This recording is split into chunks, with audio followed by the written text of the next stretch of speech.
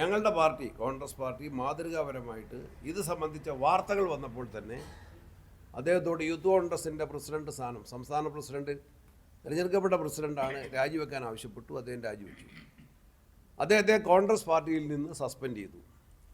Assembly ചേരുന്നതിന് മുൻപായിട്ട് തന്നെ അദ്ദേഹത്തെ കോൺഗ്രസ് ലെജിസ്ലേച്ചർ പാർട്ടിയിൽ നിന്ന് കോൺഗ്രസ് MLA അല്ല അദ്ദേഹം എന്ന് നിയമസഭയിലെ പ്രതിപക്ഷ നേതാവ് സ്പീക്കർക്ക് കത്ത് കൊടുത്തു.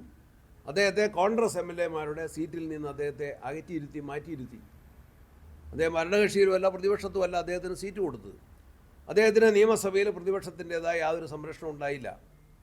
അദ്ദേഹത്തിനെതിരെ ഒരു പരാതി എനിക്ക് കിട്ടിയ മിനിറ്റുകൾക്കകം ഞാനത് DGPക്ക് ഫോർവേഡ് ചെയ്തു. അതിൽ നടപടിയെടുക്കാൻ DGPയോട് ആവശ്യപ്പെട്ടു. പരാതിക്കാരിയോട് അതിൻ്റെ മറുപടിയും കൊടുത്തു. സംഘടനാപരമായി ഇത്രയും നടപടികൾ സ്വീകരിച്ച് നിൽക്കുകയാണ്. മറ്റ് നടപടികൾ സ്വീകരിക്കണമെങ്കിൽ, അതിനേക്കാൾ കടുത്ത നടപടികൾ സ്വീകരിക്കണമെങ്കിൽ അതിൻ്റേതായ നടപടിക്രമങ്ങളുണ്ട്.